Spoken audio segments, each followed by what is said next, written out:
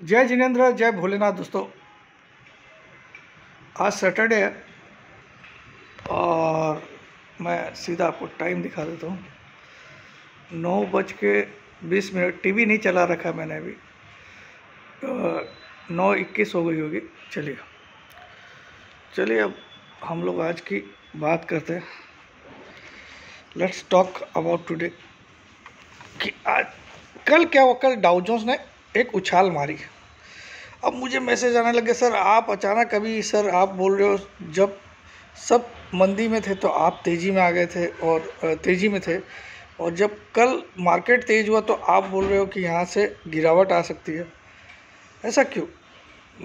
ऐसा कुछ नहीं है बॉस। मार्केट का स्ट्रक्चर पहले ही बिगड़ चुका है, लेकिन मुझे एक नियम पता था कि जब 10-20 को क्रॉस ओवर करके मार्केट काफ़ी नीचे चला जाए तो एक बार वो 10 EMA और 220 EMA को टेस्ट करने ज़रूर आता है। उसके बाद इसमें स्ट्रेंथ तब मानते हैं जब वो 20 EMA के ऊपर क्लोजिंग देना स्टार्ट कर दे। तो कल क्या हुआ, मार्केट ने 19,653 पे क्लोज किया। हाँ सही है, 19,653। पिछले वीक से हमने ऊपर क्लोज किया। पिछले वीक से we manage to close above. ये देखिए इसमें क्या लिखा हुआ, kings are born on October 17। ये पिछले साल की मेरी बर्थडे की टी शर्ट है।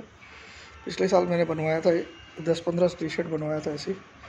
किंग्स आर बॉर्न, ये सेल्फी वीडियो इसलिए आपको उल्टा दिख रहा है। Kings are born on October 17, तो 17 अक्टूबर को बर्थडे, ठीक है। तो क्या बोल रहा था मैं? हाँ देखिए, जब वो 333 आ गया तो मुझे पता था कि वापस से 10 EMA 20 EMA छूने तो जाएगा। लेकिन अगर कल वो 665 के ऊपर क्लोजिंग देता, जो 653 दिया उसके लिए अगर 10-12 पॉइंट ऊपर देता तो मैं कल क्या बोलता आपको मालूम है? कि फाड़ के बाइंग करके जब,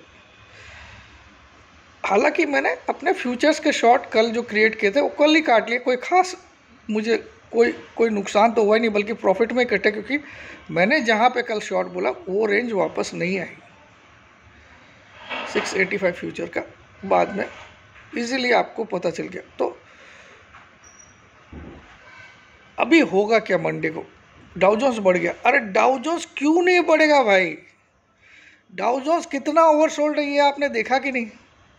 बेचारा अपने 200 EMA से 900 पॉइंट नीचे चला गया। 200 EMA से तो अगर वो 300-400 पॉइंट बढ़ भी गया कल, और वो 400 भी कहाँ बढ़ा कल, लास्ट में जाते जाते तो उसने 288 ही या 388 या 288 कितना पता नहीं, मुझे एग्जैक्टली याद नहीं है। अभी देखा तो था यार, फिगर ध्यान से नहीं देखा। 288 शायद मेरे ख्याल में प्लस में बंद किया। 288, अगर 388 किया होगा तो पता नहीं, लेकिन 288 मुझे ऐसा याद आ रहा है। और एक बार वो 400, हाँ 288 प्लस में बंद किया और 400 पॉइंट से ऊपर ज़्यादा जा चुका था। तो कहाँ उसने भी गेन, वो तो क्या बोलते हैं, अगर आप बॉल को ऊपर से ड्रॉप करोगे तो वो ऐसा नहीं कि वो ज़मीन पे आने के बाद उछाल नहीं मारती, उछाल मारती है, लेकिन उसके ड्रॉप्स, पहला वाला ड्रॉप थोड़ा ज़्यादा उछलता है, सेकेंड ड्रॉप पे और कम उछलता है, और लास्ट में जाके बॉल ज़मीन पे लैंड हो जाती है।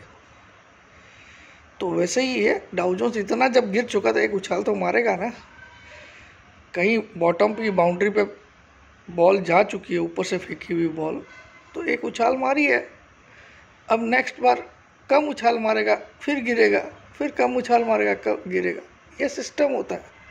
ये बॉल की तरह ही lower high and lower low बनते हैं, ठीक है।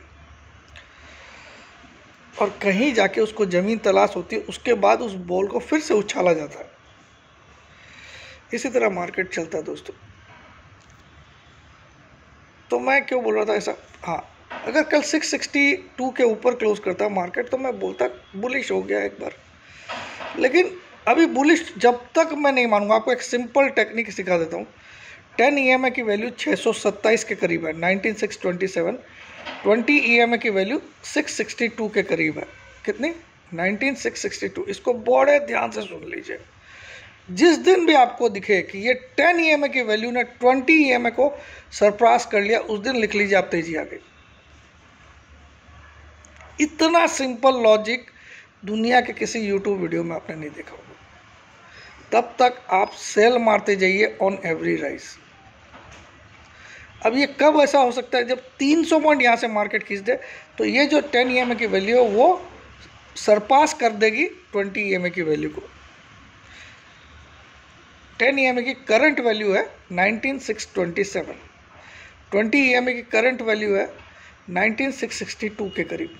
तो यानी कि 20 दिन की एवरेज ज़्यादा है और 10 दिन की कम है, यानी कि मार्केट इन 20 दिनों में गिरा ज़्यादा है, इसलिए 20 दिन वाले की ज़्यादा है। ठीक है, और लास्ट 10 दिनों में गिरा ज़्यादा है,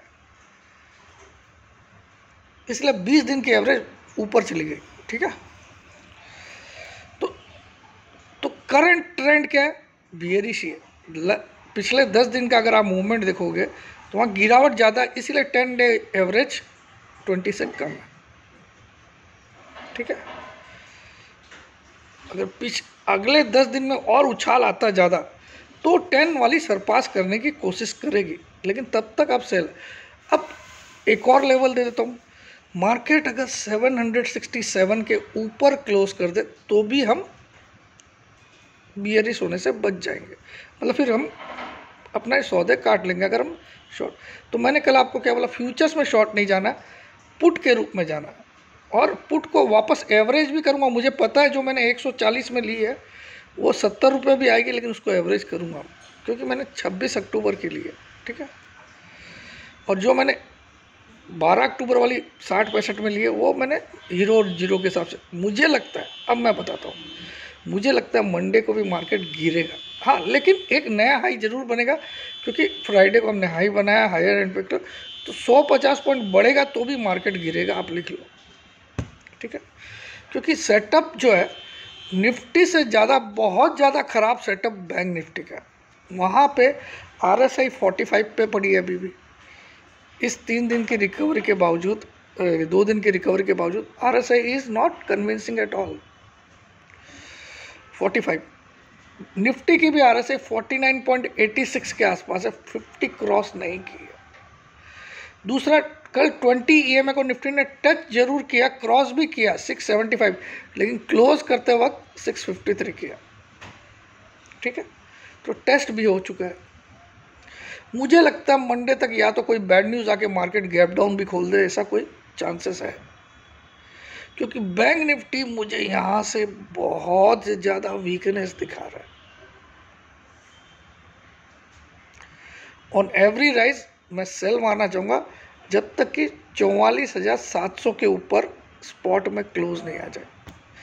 एग्जैक्ट फिगर कल के वीडियो में मैंने बताया था 657 या ऐसा कुछ था, जो भी आप देख लीजिएगा। ठीक है, तो 700 मैं राउंड में अभी बोल रहा हूँ क्योंकि अभी मैं वो फिगर वगैरह देख नहीं रहा हूँ। ठीक है, तो उसके ऊपर जब तक, तो अभी 300 कुछ पे क्लोज है तो सेल ऑन राइज। इसके टारगेट दे रहा हूँ आपको, पहला target 43,800, second target 43,600, third target 43,200। मुझे लगता है तीनों टारगेट आएंगे और उससे भी नीचे जा सकता है बैंक निफ्टी, और उसको लीड करेंगे private banks, specially HDFC bank. आप इसको नोट डाउन कर लीजिए। ये हिम्मत चाहिए अपने व्यू पे। जब मैं अपना व्यू बहुत जल्दी चेंज नहीं करता हूँ, मैंने कल ड्यूरिंग द मार्केट चेंज किया, तो बहुत सोच समझ के, बहुत गहरी रिसर्च करने के बाद वो चेंज किया, वरना अकेला शख्स था जो आपको तेज़ी करवा रहा था, कल तक करवा रहा था और कल तेज भी हुआ मार्केट, उसके बावजूद मैंने वहाँ चेंज किया। तो लॉजिक मैंने दे दिया आपको। 3-4 चीज़ों को फोकस रखिएगा। पहला पॉइंट, अगर 10 EMA 20 EMA को सरपास कर दे तो एग्जिट ऑल योर शॉर्ट्स और लॉन्ग्स में कन्वर्ट हो जाएगी, पहला। सेकंड केस, 3-4 चीज़ों को ध्यान रख। पहला पॉइंट ये बता दिया, 10 EMA की वैल्यू अगर 20 EMA को क्रॉस कर दे वापस, तो हमको तेज़ी में आ जाना है, फिर शॉर्ट काट के तेज़ी भी ले लेनी है, नहीं तो शॉर्ट मारते जाइए। सेकंड केस मैं निफ्टी के लिए बता रहा हूँ, सेकेंड केस, अगर निफ्टी स्पॉट 767 के ऊपर 2 कंसेक्यूटिव क्लोज दे, हालांकि एक पे आप एग्जिट होना, दूसरे पे बायर बन जाना, लेकिन मुझे तो लगता नहीं है 2 छोड़ के 1 भी देगा। जाएगा 800 लेकिन गिर जाएगा, ठीक है। पर मुझे वो भी नहीं लगता जाएगा, क्योंकि मुझे अभी 2 दिन ये ऐसे ये न्यूज़ आएगी जो मंडे को हो सकता है आपको गैप डाउन भी खोल दे, ठीक है। तीसरा, एफआईज का कोई सपोर्ट नहीं है अभी भी। कल भी उनके सेल फिगर है भले ही 90 करोड़ है, लेकिन हाँ अब वो थोड़ा स्क्वीज जरूर है, कुछ ना कुछ फ्यूचर्स में उन्होंने पोजीशन कवर की है। 92 से वो 82 पे आ गए, 92,000 नेट शॉर्ट से इंडेक्स में कॉन्ट्रैक्ट्स, नेट कॉन्ट्रैक्ट शॉर्ट्स, ठीक है। तो कहीं ना कहीं वो थक गए, लेकिन उतनी सेलिंग जब बंदा करता है तो कुछ सोच समझ के करता है, वो याद रखिएगा, ठीक है। और मार्केट ने काफ़ी टाइम हो गया, मार्केट ने एक सिग्निफिकेंट 6-7% का करेक्शन अभी तक नहीं दिया है। 6-7% निफ्टी के लिए हो गया। 20,222 का 7% कितना होता है मालूम आपको? 1500 पॉइंट का करेक्शन चाहिए मार्केट को, थोड़ा सा वापस एनर्जी बूस्टअप करने के लिए, फिर से re entry levels find out करने के लिए मार्केट को कम से कम 6 से 7% के करेक्शन चाहिए। अगर हम 20,222 को ऑल टाइम हाई मानते हैं जहाँ से मार्केट गिरना स्टार्ट हुआ और 19,333 पे अभी रुक गया था, तो अगर आप उसको भी गिन लो तो वो गिनती के 800 पॉइंट भी नहीं हुआ, ठीक है, 700, तो वो भी 5% से कम हुआ। मुझे चाहिए 5 to 7% एटलीस्ट करेक्शन, और 10% आ जाए तो बहुत अच्छा हो जाए मार्केट के लिए। 10% 2,000 पॉइंट होते हैं बॉस, ठीक है। आपका एक स्टॉक कितनी बार दिन में 10% गिर जाता है, बढ़ जाता है, आपको फ़र्क नहीं पड़ता, लेकिन इंडेक्स जैसी चीज़ें अगर 10% गिरे तो वाट लग जाती है। तो यहाँ मायने रखता है, और बहुत टाइम हो गया आपको सिग्निफिकेंट 5% से ज़्यादा का करेक्शन दिखा ही नहीं, with in the range of 5% under में गिरा है, ठीक है। तो इसको बड़े समझ के चलिएगा ये, क्योंकि बैंक निफ्टी बिल्कुल भी तेजी को सपोर्ट नहीं कर रहा, बिल्कुल भी, बिल्कुल भी। क्लियर सेल दिख रहा है। तो आप बैंक निफ्टी अगर अलग थलग चल रहा है तो निफ्टी में ताकत नहीं है कि वो एकदम कंटिन्यू राइज कर ले, क्योंकि बैंक निफ्टी के भी स्टॉक निफ्टी का पार्ट है, स्पेशली अगर और अच्छा वेटेज रखते हैं निफ्टी में, अच्छा वेटेज रखते हैं, specially HDFC bank, SBI, IndusInd bank, ये सब निफ्टी में वेटेज रखते हैं बॉस, एक्सिस बैंक।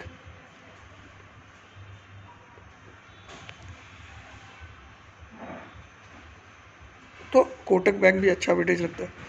तो ये ध्यान रखने की चीज़ें हैं। मैं बिल्कुल भी बुलिश नहीं हूँ। हाँ, सिंपल है, मेरा लॉजिक बहुत सिंपल है, या तो 10 EMA ने सरपास कर दिया तो मैं इमीडिएटली बुल बन जाऊंगा, immediately without any second thought, या फिर 767 के ऊपर क्लोज किया तो मैं पहले शॉर्ट जो कल मैंने पुट लिए वो काट दूंगा, और 2 क्लोजिंग आई तो मैं वापस से कॉल ले लूँगा, सिंपल है। लेकिन मैं बहुत सोच समझ के तेज़ी से मंदी की पोजीशन में कन्वर्ट होता हूँ, या मंदी से तेज़ी, तो मैं बड़े होशो आवास में कल, देखिए मैंने मेरा काम किया, 333 दिखाने के बावजूद पिछले वीक से आपको ऊपर क्लोज करा के दिया। हालांकि मेरा दिली इच्छा थी इस बार हम 900 जाए, लेकिन नहीं गए, क्योंकि वो पहले के 4 दिन की वीक थी, मंडे छुट्टी थी, तो उसमें 2 दिन तो हमारी वाट लगा के रख दिया मार्केट ने, ठीक है। अब उधर इतना हिम्मत रखना, आपको बोलना कि नहीं टेंशन मत करिए ऊपर जाए, विथ लॉजिक, ऐसा नहीं कि कोई तुक्के मार रहा हूँ, अभी भी तुक्का नहीं मार रहा, अभी भी मैं बोलूँ आई एम बियरिश, मतलब बियरिश। हाँ, मंडे आपको एक अपसाइड मिल सकती है फर्स्ट हाफ, मैं इसके लिए डिनाई नहीं करता हूँ, वो भी मुझे दिल से लगता नहीं है कि बहुत बड़ी टिकाऊ अपसाइड होगी, वो आफ्टरनून तक टिक जाए तो बहुत अच्छी बात है, बस उससे ज़्यादा मुझे नहीं लगती, ठीक है।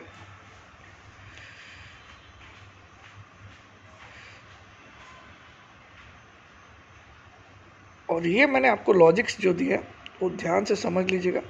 दूसरा, बैंकिंग बिल्कुल भी साथ नहीं दे रहा। अगर किसी को चार्ट देखना आता है तो जस्ट चेक निफ्टी बैंक। क्या हुआ, पिछले वीक कहाँ था और आज कहाँ है ना। निफ्टी ने ज़रूर कमाल किया, नीचे से वापस ये दिखा दिया, लेकिन निफ्टी ने पिछले वीक का हाई क्यों नहीं तोड़ा। बहुत ज़्यादा दूर नहीं था, 638 की क्लोजिंग थी, 766 का हाई था। तो क्लोजिंग को उसने ओवरटेक कर लिया, लेकिन हाई की तरफ गया भी नहीं। और निफ्टी ने भी वीकली बेसिस पे लोअर हाई एंड लोअर लो बनाया, इसको भी टेक इट इनटू अकाउंट। तो सारा निचोड़ निकाल के मैं next week I am bearish, पूरा वर्ल्ड बुलिश है, मैं अकेला शख्स बियरिश हूँ। और मंडे में झेलने को तैयार हूँ पहले आपको, उसके बाद मैं मेरे पुट को और एवरेज करूँगा।